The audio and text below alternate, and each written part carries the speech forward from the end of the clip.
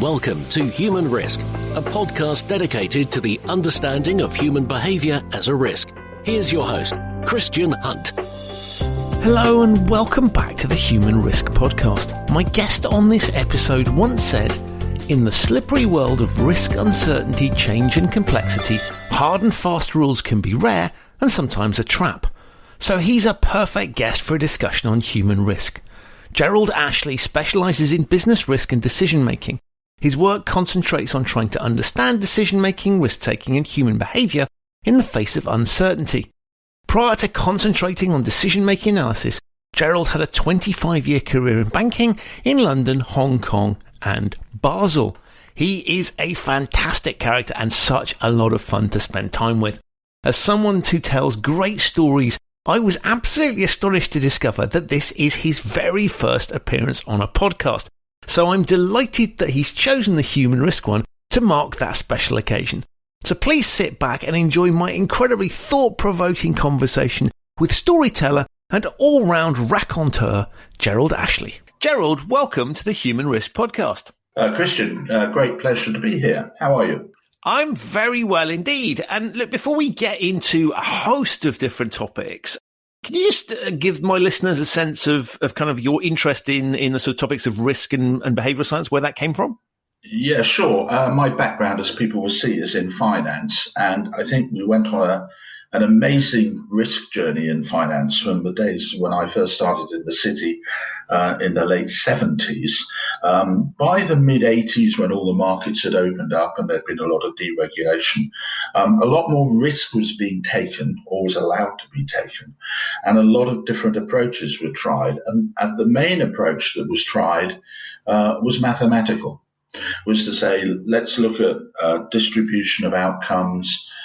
Various products came to mind. People are familiar will have heard of things such as RAROC, which was risk-adjusted return on capital, and also risk metrics. And these were a way of trying to put a mathematical framework around risk and to properly price it, or more efficiently price it. But it soon became quite clear. I don't think you had to be a great Nostradamus to see, certainly by the late 80s, that trouble was ahead. We had a hint of it with the crash in 1987, where this was the sort of shock horror sort of headlines of computers had taken over the stock exchange, which seems funny to think that's what more than 30 years ago. But there was a feeling that while maths may offer a lot of the answer, it also may be leading us up the garden path. And it was from that I started looking at behavioural finance, really. One of the things that you have focused on is this idea of certainty. And I'm fascinated to sort of understand a little bit more around that and the psychology and how that manifests itself in practice. Yeah, I think that's very much central to who we are as human beings, actually. When I started looking at, let's say, the non-mathematical side of risk, it didn't take very long before an American economist called Frank Knight sort of came out of the woodwork. He was really very distinguished in the 1920s, so some 100 years or so ago, and he coined the phrase Knightian uncertainty. And this was the idea that at some point you don't have enough information to be able really to treat something with a normal risk model. And he had the idea, and if you can visualize this, of a continuum that down one end of it you had absolute certainty. And right at the other end, you had total ignorance. Not that one was stupid, but that there was just no information that you had about something that was going to happen. This is Donald Rumsfeld's unknown unknowns.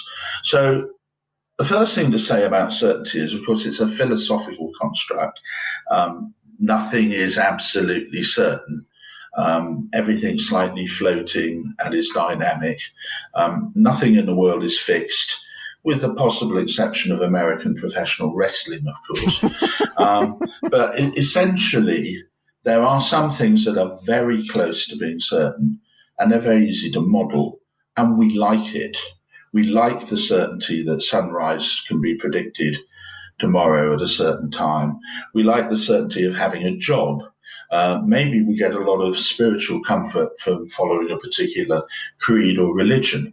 And this seems very central to the human condition. It is fascinating. As you were talking, I was sort of thinking about, there's that old quote about the only things that are certain in life is death and taxes. And yet, there are lots of examples of things where we like, as you say, we like to give certainty. So we have train timetables, which if you live in the UK or certain parts of the UK, you'll know are not necessarily reflective of the reality on the ground. If you live in Japan, slightly different story.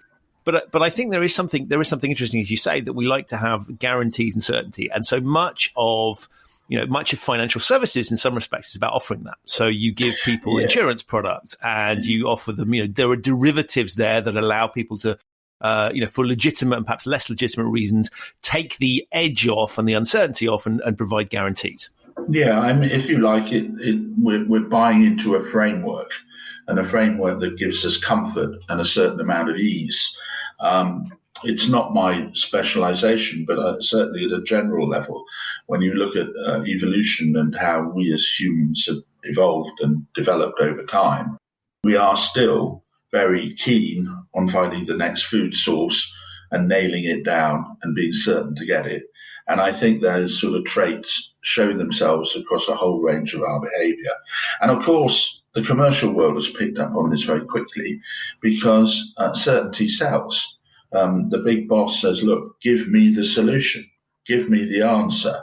Are you certain you've got it right? Well, how do you define what is right? And I think, like a lot of things in life, trouble arises when people oversell certainty. So they make claims that are just cannot be substantiated or are just so wild as to be completely wacko. But there is still a number of people who will follow strange cults and all the rest of it because of this unbelievably strong desire for certainty. And I'm always struck by this. There's that. I can't remember who came up with this. I was talking about the medical profession. Who would you prefer? The doctor that knows with certainty what's wrong with you, or the one that sort of has to thumb through the book and kind of guess around and give you a sort of, well, it could be this or it could be that. And of course, we want to know what's right or wrong. And I find it fascinating that we all clearly know that life is uncertain, and yet we're susceptible to believing some of these people that are there to give us things. When probably, if we were to use our critical faculties a little bit more, we'd recognise that actually what they're saying can't be true. Yeah, it's quite a lonely thing to do that if you think about it, because you do actually face a very visceral fear when you look at uncertainty and you look to the future.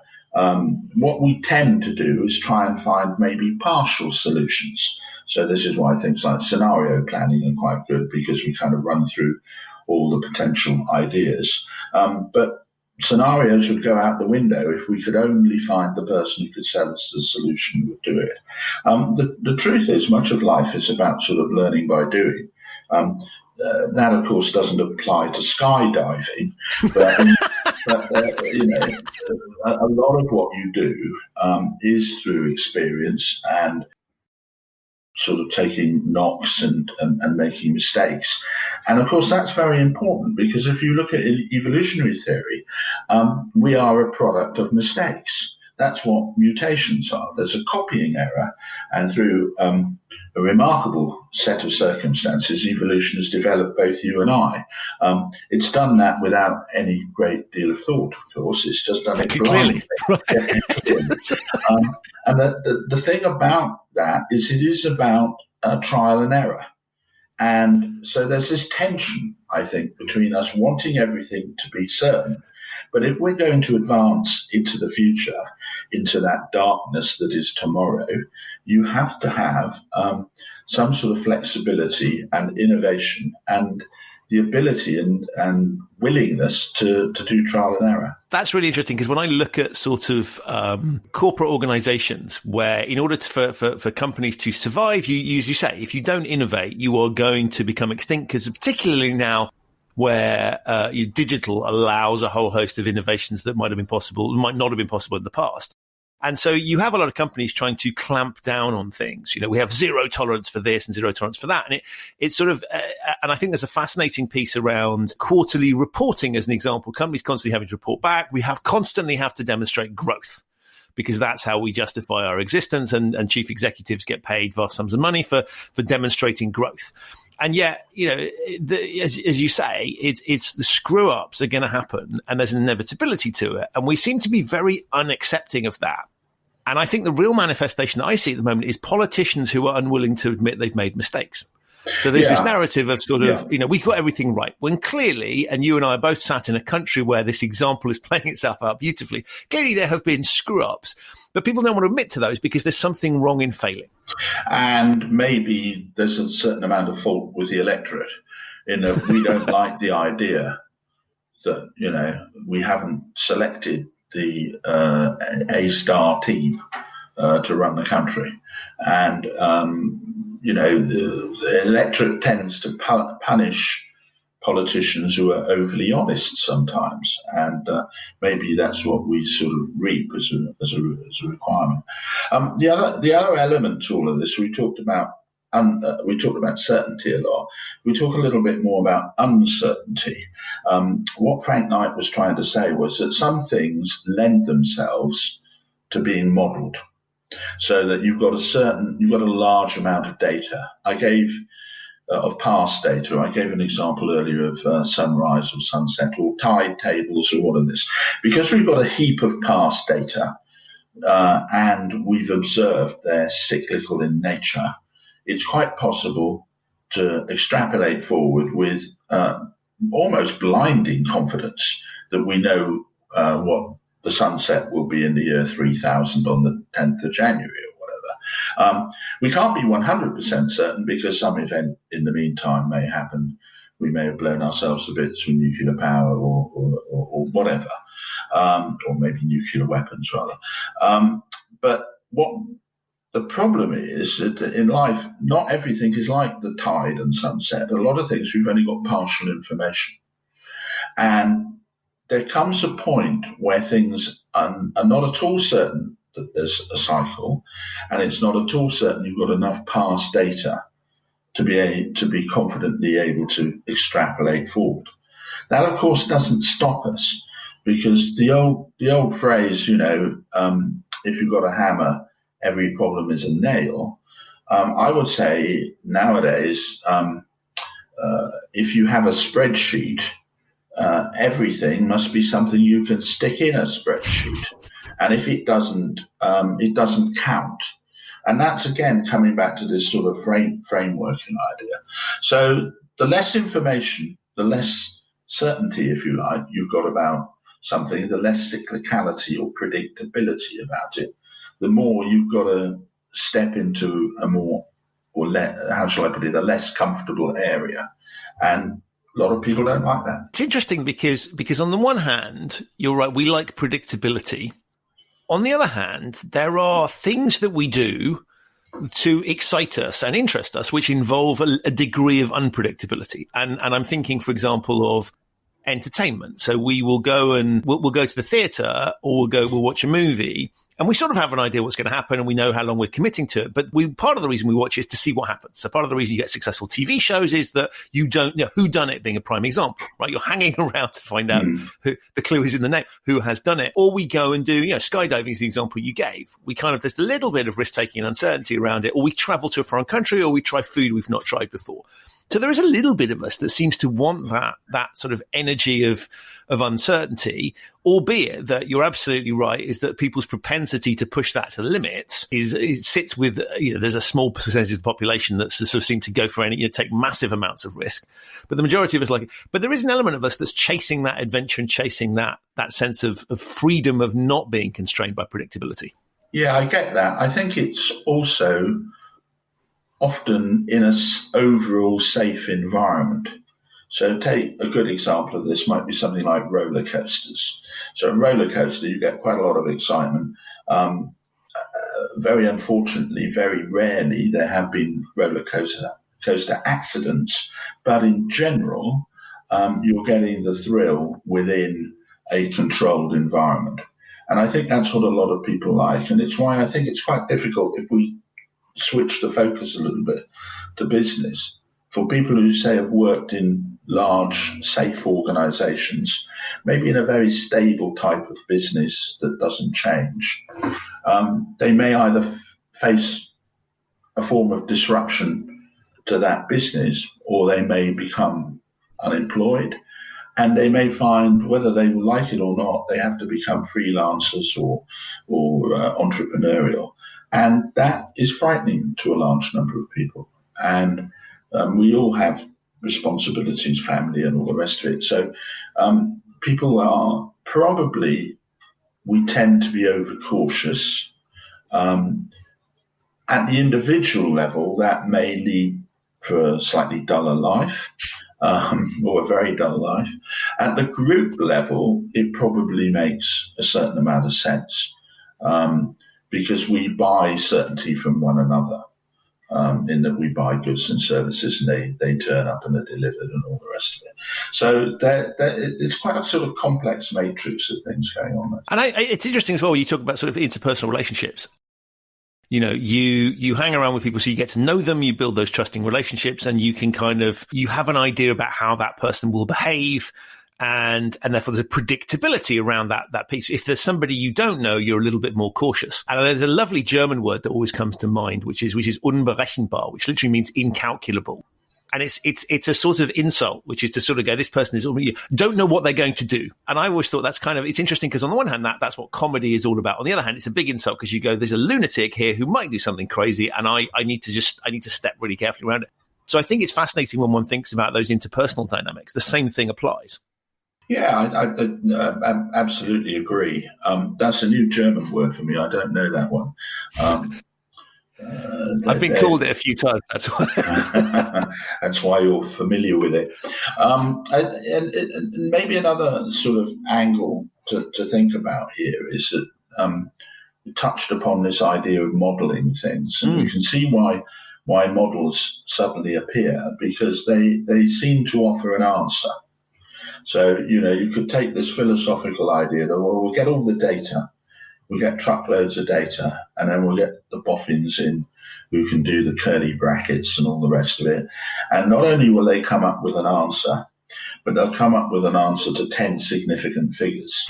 So, it must be right. It's not 2/3, it's 65.432, whatever it may be. And therein lies another great danger. And one of the things I think we have to be aware of when we look at models is that the buyers and sellers in models have got different expectations. The sellers, the people who create models, realize that they have made a certain number of approximations and assumptions in their model that may or may not work in all conditions. The classic example of this is Black-Scholes for option pricing that assumes there's a continuously underlying market. Well, anybody who's been in markets knows as soon as there's any trouble, what's the first thing that goes out the window is liquidity, and so that model is in difficulty. So the sellers create this model that is replete with a large number of caveats and issues around it. But the buyer doesn't see that. The buyer, who wants a solution, who wants the answer, says, well, this must be right, because, I only did woodwork at O-level, and this guy's got a PhD in maths, so he must be a genius. And we've got all this data, and they put it through some phenomenally complex algorithm. And look, we've got the answer. And, a single answer to a problem is nearly always wrong. I mean, things are just not that clear cut. In fact, when you stand back and look at almost anything, it's amazing how little anything is clear cut, actually.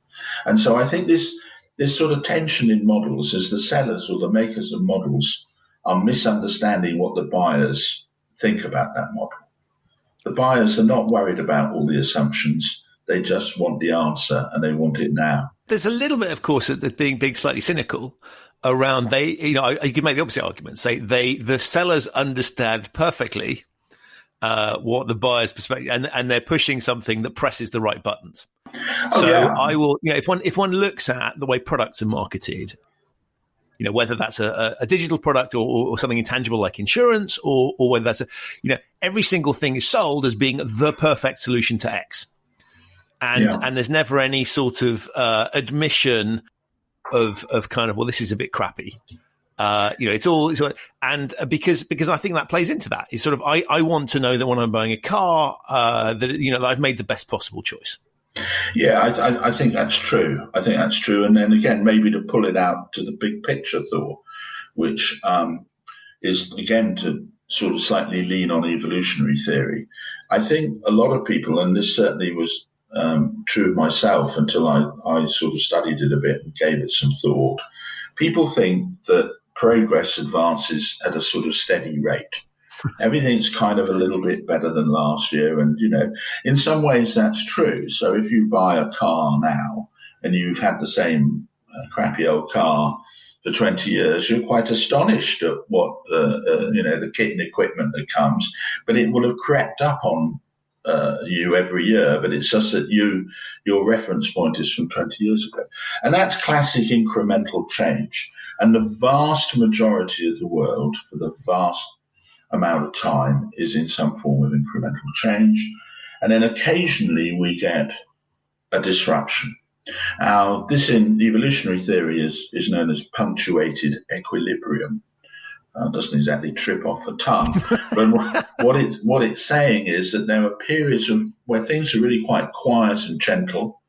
And then if you can visualize a sort of maybe a slightly improving graph ticking up steadily, you suddenly get a big sharp move up, or could even be a sharp move down. Physicists call this phase transition, and it's the idea suddenly that all the rules are out the window because your very nice model in the past has been completely blindsided. And this, without getting on my soapbox too much, is what concerns me about big data. Big data is a phenomenal resource of the past. It tells you everything you possibly want to know for the past. And again, if like tide tables and the sunrise, people are always going to react in exactly the same way, or external elements are always going to be exactly the same, you can crunch that big data and you'll get lots of lovely answers, and you can put normal distribution curves around it and all that sort of stuff, and you'll be fine. But if there is a genuine new disruption, you just well throw it in the bin. And the trouble is, of course, you don't know when that's coming, because if you did know where it's coming from, you effectively would have diminished the shock effect of that disruption in the first place. So that tension between incremental and disruptive is very important. That's very timely for the moment, right? Where there's that, I can't remember who said this. You'll probably know the comment around there are some decades that feel like weeks and weeks that feel like decades, or something along those lines. That basically, so there's short periods of time when lots happens, and then lots of periods of time when nothing happens, or nothing feels like nothing's happening. And at the moment, we're going through what feel like pretty seismic changes in terms of, both in terms of diversity and equality, where there's things happening, and then you've got coronavirus running alongside that's doing a whole host of things, both in terms of the disease itself, but the knock-on consequences about the use of technology, the way we're thinking about things, which businesses are going to survive, which aren't, and things we took for granted that are no longer there. So I think it's a really fascinating time to be making that point, because it feels like we're in a very disruptive phase. Quickly on quotes, I have a rule on quotes. If it's not Einstein, it's always Lenin. So I think it's probably Lenin on this one. And it doesn't matter. You can just say anything and you just put Einstein after it. So you can make a quote that says, don't you think Netflix has been a phenomenally great disruptor in broadcasting? And the quote is from Lenin or Einstein. Right. Now, I've always found Orwell and Churchill are the two that I seem to come across more often. Yes. Maybe it's saying something about me that I seem to hang around Lenin a lot. You make a very good point, and I think another way to visualize this may be slightly strange, but when you were a kid in school and you took a ruler and you used to put it on the end of the desk and you used to give it a kind of a little wang, if you like, the wang element is the disruption, and then of course a ruler, moves around a lot, but eventually it finds a point of stability. Now, people at the moment think that we're getting a large number of external shocks. I would say that's true, but I'm not certain that the shock actually started now. I think we're seeing large volatility and large variability from some events that go back quite a long way. In the technology world, for example, most of the really big technological breakthroughs are in the 50s and 60s. And in fact, it's been the incremental development, the industrialization of the idea, if you like. So somebody like Steve Jobs is a particularly good example of that. They've taken a disruptive set of technologies that have come together and produced some superb incremental technology, incremental to the fact that we're on iPhone 11 or what the hell it may be. I've lost count. But your wider point about maybe on the social and political thing, I think may be true, and I think it may be just because we're all more joined up. Let's be frank. This terrible incident in Minneapolis a couple of weeks ago. How many people in Britain, if you stopped in the street now and you'd say, in fact, Minneapolis is 2 cities across a river, can you name the other one? They can't. Nobody knows about this. So we have a very... St. Paul, by the way, just to prove I do know something. Yeah, and I knew I was on the right podcast, a very educated... That's it. That's my knowledge done for the podcast, but thank you for bringing that. I'm going to say I'm going to struggle about anything else about Minnesota, other than I think it has a lot of early German immigration, which... neither here nor there, but I think quite a lot of German speakers there. But you take my point that in one way we seem a lot closer together because now, and this may be a function of cheap bandwidth. I mean, why do we have so many TV stations? Acres and acres of this stuff on 24/7. There's not enough news for 24/7, but now there's a bandwidth to be able to transmit all this stuff to me. And there's also the wherewithal for a guy with quite a small video camera to be in the middle of nowhere and to report on something that essentially would have in the past gone unreported. So we're in a much more reported world. And I think that brings in many more factors, some of which can be destabilizing. And I think one of the fascinating things in life, and I don't know the answer to this, is what makes one thing become viral rather than another. Some things take off in a big way, and that, in a way, segues into the next little thought, which is about networks. Why is it that certain things come alive and come alike? I mean, I know you've had Rory Sutherland on this show, and he's in the business of trying to make things go viral. How do you get noticed? How do you differentiate? And I'm sure if you asked him, it's very difficult to know why campaign A worked and campaign B didn't.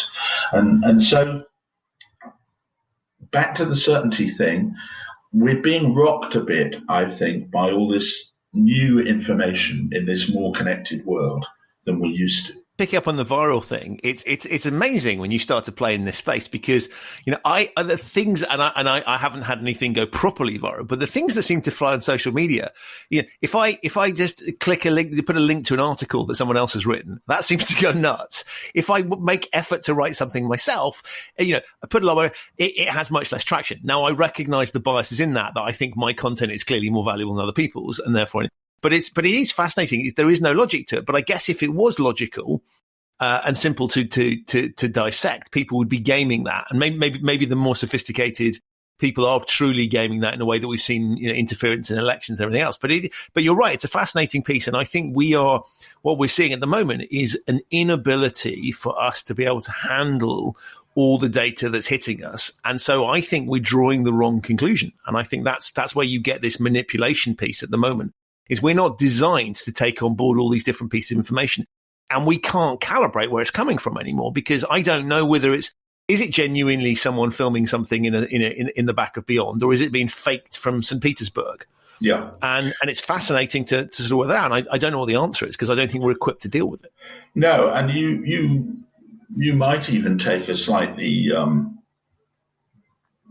sort of Stone Age view and say that actually, do we need all this information?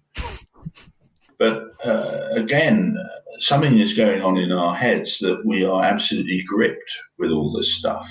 The latest rumor, the latest outrageous tweet, the latest stupid comment by an actor or somebody on the telly or whatever it may be. And then these things seem to take off.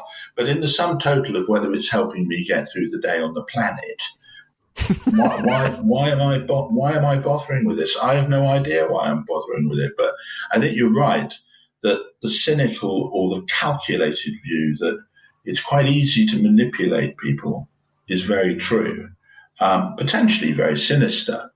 And this is maybe more your area than mine, is how do we trust something? How do we calibrate that trust? Are we too trusting? And what do you do about that? And I think that's a difficult area. And I think part of the challenge here is I sort of look at two things. And I say, one is I don't think people are being taught critical thinking.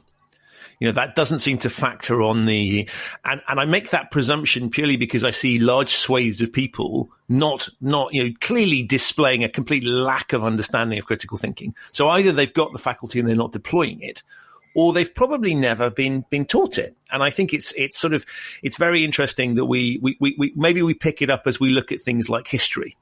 And we're taught to sort of think about, the idea of revisionist history is something people recognize from education. But generally speaking, at school, we get it at kindergarten where we're allowed to do what the hell we want. And then it becomes a bit more ordered and regimented. And I'm not sure syllabuses, or is it syllabi? I always get confused, cover this particular piece. And I think critical thinking is vital at the moment, albeit even if you are capable of displaying critical thinking, it's some of the things you need to think critically about. It would be overloading if we had to challenge every single thing that was presented to us. So we have to, but to your point on trust, we have to, to a certain extent, trust people.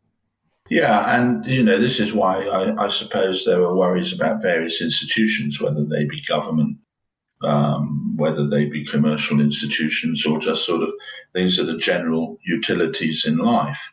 And I think all of this has been a double-edged sword. We've got, in many ways, the world has become better.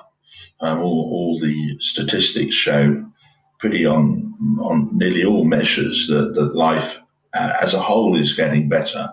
But I think at an individual level, a lot of people seem to be racked by anxieties or get wrapped up in quite pointless campaigns on the internet about things, which, good Lord, I mean, I don't actually make a list of them, but if you were to list the really important hashtags from, say, 2014, if hashtags were going then, would we recognize any of them? I don't know. So a lot of this is ephemeral, and it's short term.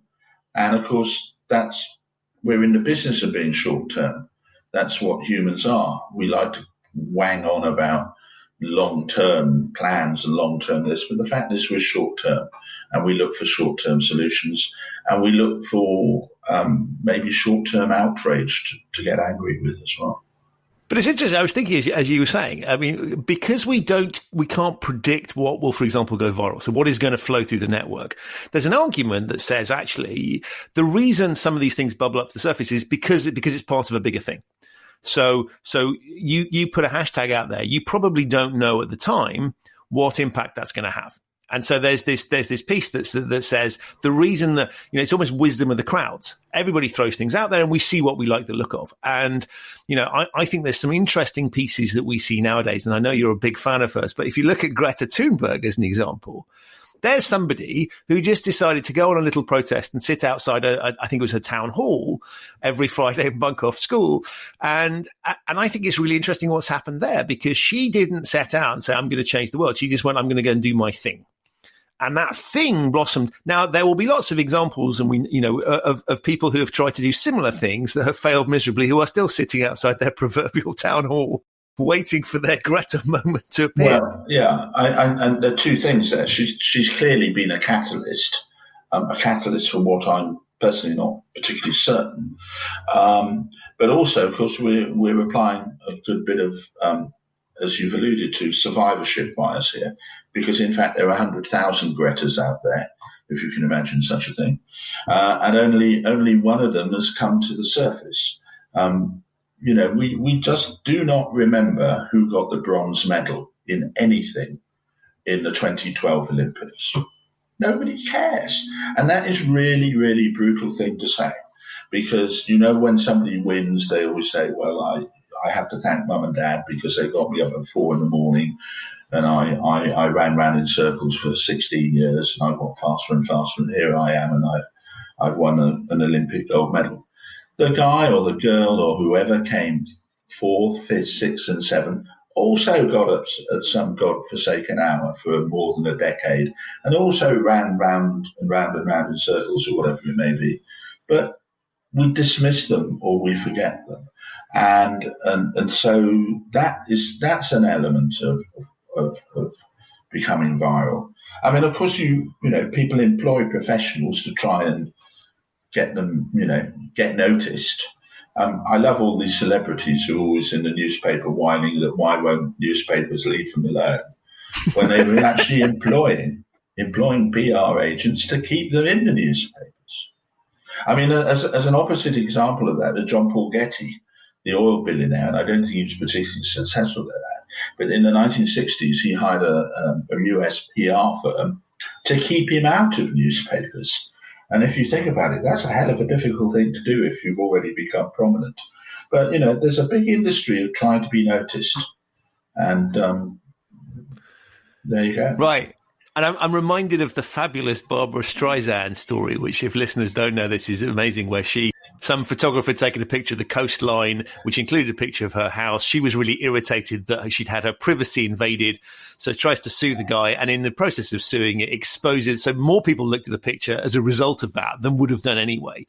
And it's called the Streisand effect. And I love that example of sort of, totally contrarian outcome to the one you were trying to get to. And actually, if you just shut up, nobody would have noticed. Yeah, she clearly wasn't a fan of the late Labour politician Dennis Healey, who said, when you're in a hole, stop digging. And she'd obviously just selected an incredibly large shovel to keep at it. One other element in all this viral thing that's kind of floating around in the background is this network business, and whether we should look at the idea of networks are not quite as we imagined them, that they're much more dynamic, they're much more flexible, and quite critically, they're not linear. And I have a small bee in my bonnet about, in fact, I tend to sigh very loudly. You remember the old days when we used to go to conferences and listen to people speaking all in a group? I wonder if I vaguely recall those. Yeah. Yes, absolutely. In the old days. Well, inevitably, somebody stands up and has a talk about strategy, which is always a warning sign. And then to absolutely ram home the point, they always have slides that involve chessmen. So there's always a chessboard. And then inevitably the global strategy involves lots of very clever allusions to what's going on with chess. This is nonsense squared, because life is not a chessboard. If you and I are playing chess, we've got a fixed board with fixed squares, with fixed players that can only obey certain rules. And look, I go, and then you go, and then I go and respond, etc., etc. That is so far removed from real life or the commercial world as to be farcical. Because it might be I don't get up very early in the morning and you've made 5 moves before I've got going. I also haven't worked out, in fact, there are no rules about where the chessmen can come. And this is what happens when there's a new market. And then eventually, and you'll know quite a lot about this from your background, that the regulators arrive and say, well, actually, different players must have certain rules about what they can do. And maybe this infinite chessboard, we do need to actually put some kind of rule around it and say, not everybody can start a bank, and certainly not just from the back of a taxi in Cornhill.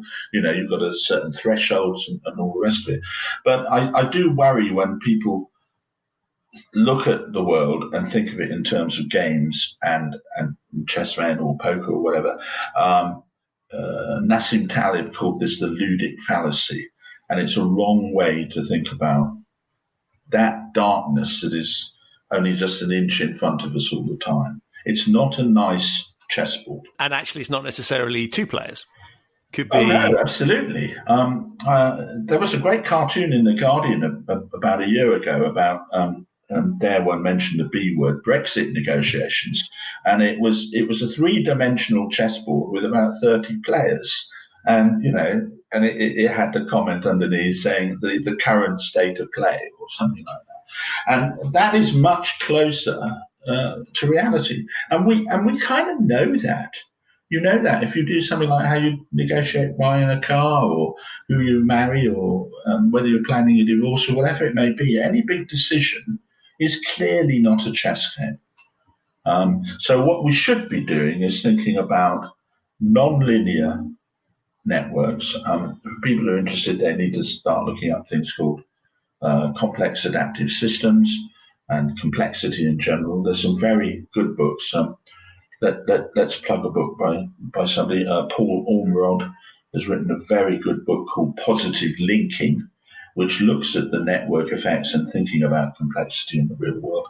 And I think we need to encourage that sort of thinking rather than Mr. Blah standing up with his slides of chessboards. That sort of points to innovation and people thinking about things very differently. So even just taking an idea that's deployed over here and putting it in a different context can be a fantastic piece of innovation. But equally, coming up with something mind-blowing and very different that's never been done before, never seemingly done before, that can also be a different form of innovation. I think it's really interesting when we look at sort of how we permit that back to the sort of trial and error piece, because there are clearly some contexts in which we don't want people to go crazy and do what the hell they want, because that has consequences. So I always think of the nuclear power industry, a good example where we don't want people who are thinking innovatively about how they manage the reactor. Doesn't tend to end particularly well. And yet there's other spheres where we really do want experimentation, openness. And I think this is back to your point around certainty. On the one hand, there are aspects of our existence where we do need that certainty. Going on the road, let's not have people thinking innovatively about how they interpret the traffic regulations. But equally, there's other contexts where you do want it. And I think there's a fascinating tension here, is that to progress, we need to allow some of these sort of boundary stretching new ways of thinking. On the other hand, we need the stability to be able to kind of continue our existence and work collectively. Yeah, and I think that's what politics is all about. How much should be top down and how much should be bottom up. Also, people's mindsets. A good way to think about this is I suppose everybody is at home at the moment. I was going to say when they go home. Well, everybody on this listening to this podcast are, because they're responsible listeners, Gerald. Yes, of course. And say you're going to cook a meal this evening. There are two approaches, one of which is you download a Delia Smith recipe and you've been carefully boning up on all the ingredients you've got to need and find, and you follow Delia to the letter and you create this meal, and of course it's never quite as good as what you're hoping. That's one approach. The other approach, which I tend to favour, is open the fridge and see what's inside and have a go at something. As a result, I've had some quite unusual meals, totally unrepeatable, of course, because there's no way I'm going to be able to replicate the exact. And I don't want to go back to hospital again. Exactly. Thank you for that. But again, if you think in a way, that's what the entrepreneur does. The entrepreneur opens the fridge and says, well, in the past, we've always used rice with a curry. Why don't we use spaghetti? And they say, well, actually, that's a really particularly bad idea, or actually it works quite well. So I think experimentation is important. And that may be one last bugbear to talk about, which is that we, and it comes back to this idea you had right at the start about politicians not admitting to failure. We must actually admit to failure, and we should potentially even reward failure to an extent, to encourage people to keep failing until something works. Now, most industries and most corporations hate this idea. They would like a nice stable market with nice stable regulation, incremental changes, The volume goes up to 11 on this amp, not just stops at 10. But they don't want anything that's difficult or different. Whereas if you go back through history again, and people might want to look up the history of skunk works. The skunk works was an idea to actually develop a big ideas department outside the mainstream of the business, and that you hired some of the best brains you could afford to take out of the mainstream business to go off and think things. And a lot of people, when they were selected on those things, are very nervous because they say, look, I've got a very good career, I'm doing very well, I'm a global head of widgets or whatever it may be, and you're going to call me off to do the blue sky thinking and all the rest of it. But what companies who started on this and has been shown to be a valuable way to do it is that you promote some of those people after they've been through the skunk works, even if they only come up with a square wheel. So you actually incentivize. I mean, the complete idiots, of course, you put them back. But there will be some people, they don't need to have succeeded with a new product, but they need to have gone through the process of thinking in a different way. And I think that should be encouraged. But of course, it comes from a cost, because shareholders turn around and say, well, hang on a moment. So, 5 or 10% of the firm's resources are being developed in some department which may or may not produce anything ever. And it's the commercial equivalent of academic original research. And firms are loath to do it. But if you do look at some of the very best firms, that's what they do. And I think it's worth pursuing. Yeah, and I was, as you were talking, actually, there was a very interesting thing at a certain Swiss bank that I'm relatively familiar with, where they came out and had a little group of people who were sort of there, and it was a sort of think tank type exercise, but you knew that it was cleverly done because they cited them somewhere very cool in a sort of startup land. They were allowed to use Macs, which tells you quite a lot about how radical they were allowed to be, completely off the grid. And they were doing some interesting things around, for example, if you're a bank, let's think about what wealth means. And what about if we could, using virtual reality, create a world where you have the feeling of being wealthy? You don't actually need to be wealthy, and thinking around these topics. And I remember coming across and thinking, this is what a waste of time, right? It looked awesome, right? What a great way to spend your day, very self-indulgent. But it was fascinating, and it wasn't necessarily that any of the things they came up with were themselves actionable. But it was just what comes off the back of that, and the sort of the riffing of almost like it's like musicians sitting there in a studio. Often it'll produce absolute garbage that will never hit anybody else's ears. But occasionally you get genius jamming sessions that produce incredible bits of music. I always think of things like Bohemian Rhapsody and kind of go, that's a bit, doesn't tick any of the traditional boxes, and yet seems to be a massive hit for reasons that elude me. It didn't fit into a genre, and if you'd asked the recording company to form a committee on what the next song should look like, it wouldn't look like that. And that opens up a whole other area of things. Is it useful?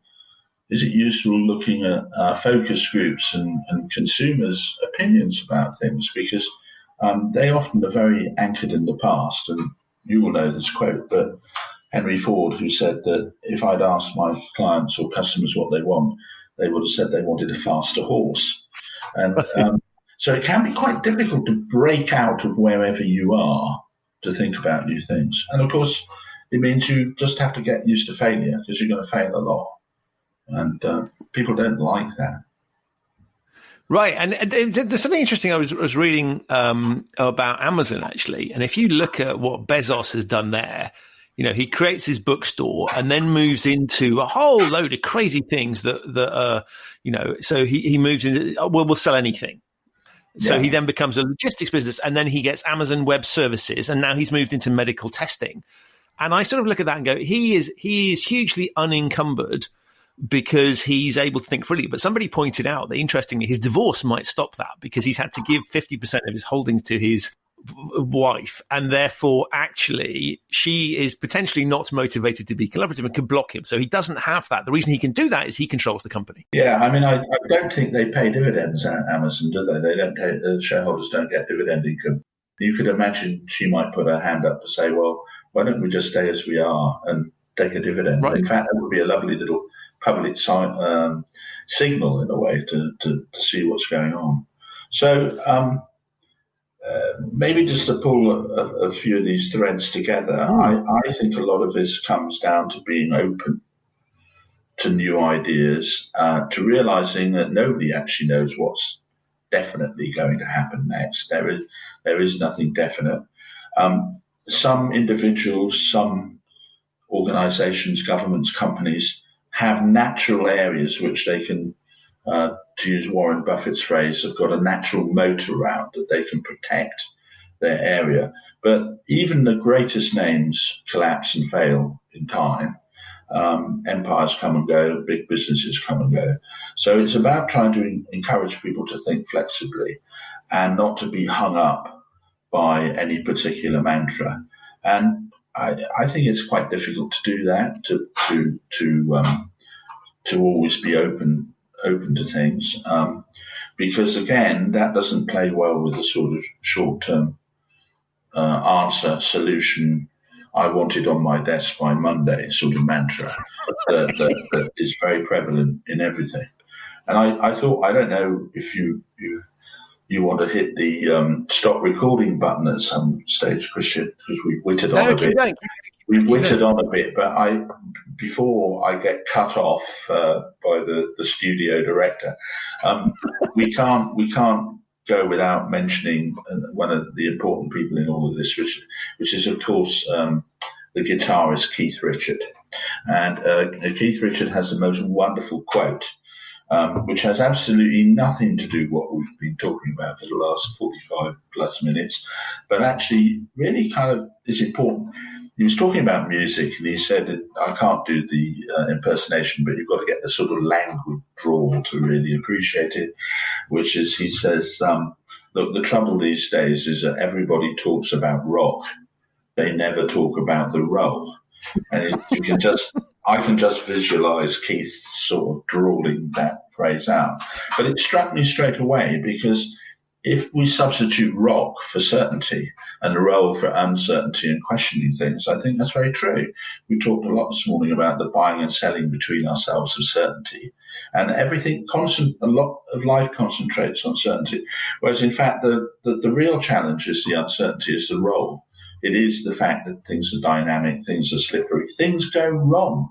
As a result, all plans sort of go out the window, and having that flexible approach and concentrating on the role is important. So bear that in mind the next time the Stones are on your, I don't even know what kit and equipment people use anymore. I mean, I'm still Spotify. Let's just leave it there. Spotify. Let's give them an ad. There we go.